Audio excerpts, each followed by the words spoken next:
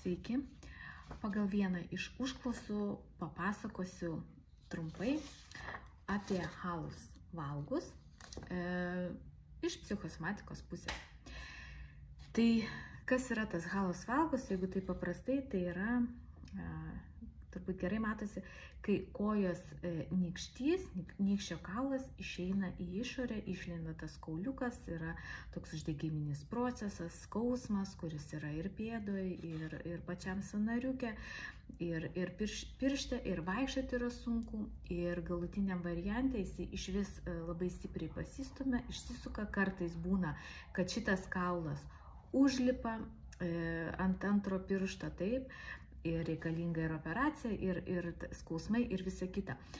Užbėgdama už akių į priekį, turiu pasakyti, kad būtent prie šitos problemos, taip, psichosomatika gali paaiškinti, iš psichosomatinės pusės, taip, paaiškinti, galima padirbti su tuo, bet vis dėlto be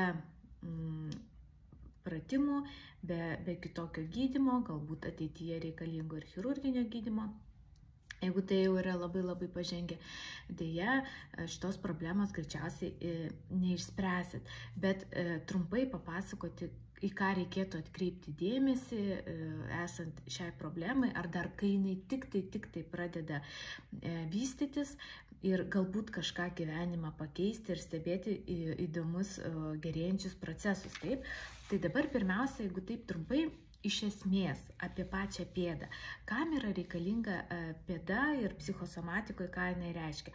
Pėda tai yra apie stabilumą. Kai mes atsistojam, mes stabiliai tada ištiesiam savo stuburą, savo savivertę, taip.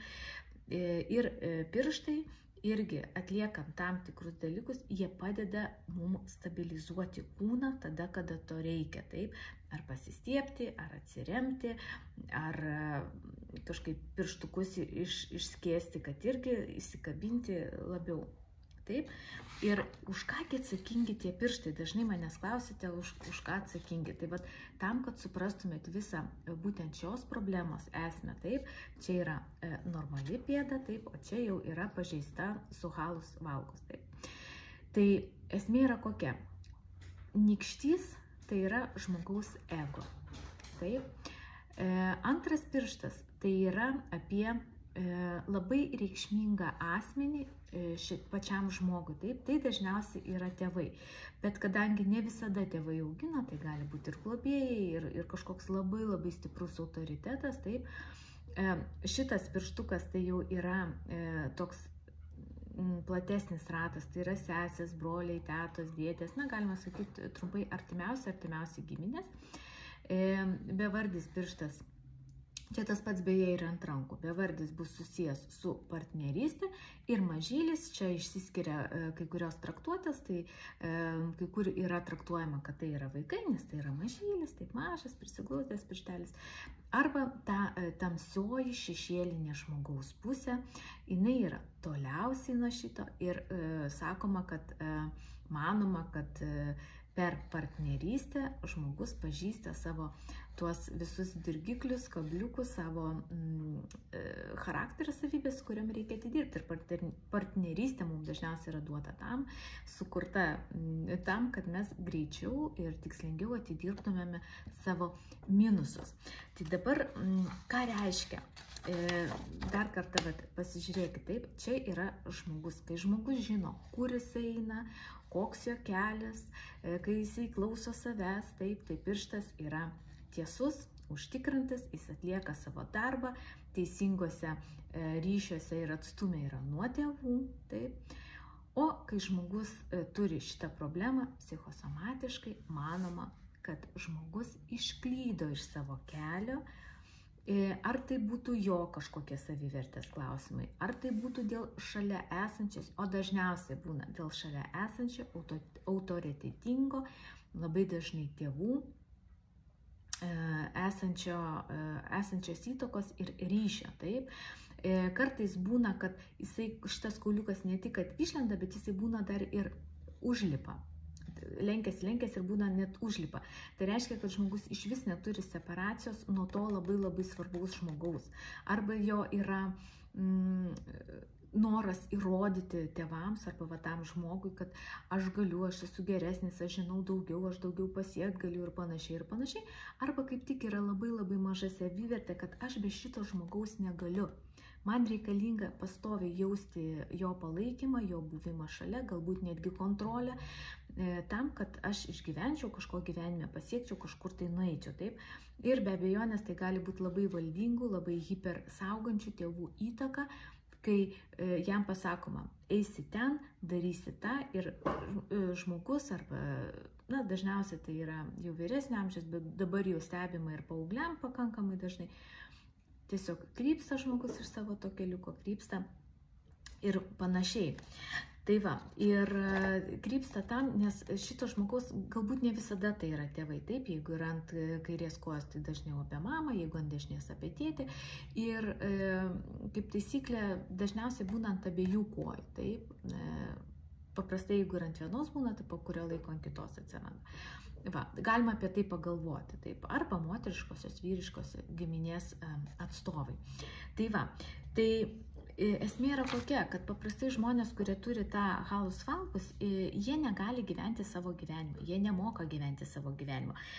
Dar vienas momentas yra, kad paprastai stebima, kad tie žmonės turi labai didelį padidintą norą atsiskirti, bet tuo pačiu metu didelį trūkumą švelnumo, apkabinimo, globos, taip. Ir toks gaunasi dviprasmiškumas, taip, ir va tas skausmas gaunasi, aišku, ten ir kauliniai audiniai, sąnarys duoda tuos skausminius momentus, bet viduje irgi skauda. Aš noriu tarsi pabėgti, bet sakykime, čia mano mama, čia mano tėtis ir man reikia jų švelnumą. Paprastai stebime, kad šitie žmonės labai sunkiai apsikabino su savo tėvais arba su tuo labai labai autoritetingu žmogumi. Tai tą irgi galima atsekti. Ir yra tas noras atsiskirti nuo to žmogaus, išeiti nuo to žmogaus, išvis išeiti iš tos sistemos, tai yra separuotis.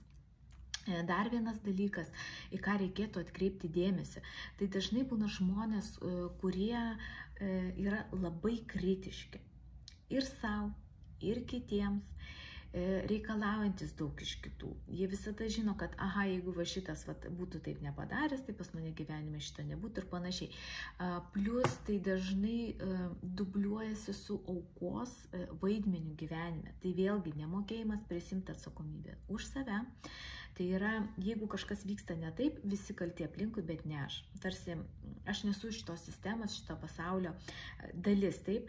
Ir tada reikia dirbti labai labai daug su saviverte, su tuo, kad aš esu aš, dirbti su savo ego, su teisingu, sveiku savo ego, nes dažnai prie halus valgus būna tas, kad aš esu ne aš tarsi esu, bet tarsi esu priklausomas nuo kažkokio kito, nuo aplinkybių, nuo kitų žmonių, tarkim, kaip mėgsta kaltinti visus aplinkui, nuo kitų žmonių kalties. Ir tas nemokėjimas būti savimi. Ir tas kategoriškumas, įžeidumas, nemokėjimas prisipažinti, kad tu klysti. Mes klystam visi, bet pripažinti tai, kažką daryti su tuo, tame augti, reikia irgi pastangų.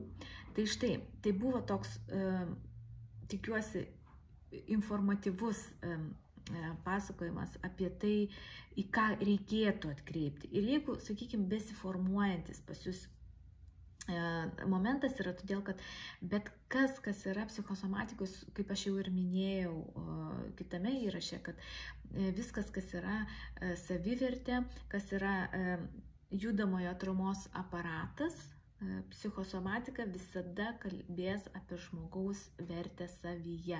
Ar žmogus moka save vertinti, ar jisai moka per gyvenimą eiti savarankiškai. Paprastai su šita diagnoze irgi labai trūksta savarankiškumo. Žmogus vis tiek nuo kažko pastoviai yra priklausomas. Ir dėl to, kad nemoka pats savim pasirūpinti, nemoka užsitikrinti savo rytojaus galbūt, taip, tai jisai yra kaip ir labai nori atsiskirti nuo to svarbaus žmogus. To žmogus yra per daug jo gyvenime, taip. Ir aš asmeniškai nedirbau su šita, dar nedirbau su šita diagnoze, bet žinau atvejų, kai dažnai, nors, sakykime, va šitas pirštas yra partnerystės, taip, bet buvo taip, kad tas antras pirštas, na įsivaizduokim, jeigu čia koja, taip, tai va tas antras pirštas dažnai būna ir partneris, kuris yra stipresnis, nuo ko, sakykime, ta pati moteris yra priklausoma, taip. Ir plus pas moteris yra dažniau šitas momentas todėl, kad prisideda dar kiti faktoriai, kaip kulniukų avėjimas labai dažnas, taip, kas irgi duoda va tą spaudimą ir tą linkimą, kad pirštas pasisuktų, nes dažnai būna tie bateliai tokie, taip. Va, hormonų visokie svyravimai, taip, ir viskas sluoksniuojasi, ir psichologija, ir tie momentai neįspręsti gyvenime, ir fiziniai dalykai. Ir jie štai duoda tokius momentus, tokias išraiškas kūne, taip, tai jeigu vat, prasideda jau skausmai, pėdos, kojos sąnario, aišku, be abejonės reikia pasirodyti gydytojui, išsiaiškinti, kas ten vyksta, galbūt, ne galbūt, o padėti savo kojai, tai priimant tam tikrus sprendimus. Ir be abejonės dirbti su savo aš, su savo atrama gyvenime, taip, kad atrama būtų ne visi aplinkui, ne kažkas va tas vienas žmogus, nuo kurio jūs priklausomi, arba kažkaip psichologiškai netgi galbūt priklausomi, bet kad jūs taptumėt kaip ir čia sveika pėda, taptumėt tiesus, žmogus tiesus ta prasme, kad turintis savo kelią, savo eigą, savo stuburą vidinį, taip, ir nereikėtų šlietis vis prie kažko tam, kad išgyventi arba gyventi gerai ir panašiai. Tai va, šiandien tiek, dėkui, kad klausėt, jeigu yra kitų temų, apie kurias norėtumėte išgirsti, irgi rašykite, pakalbėsim.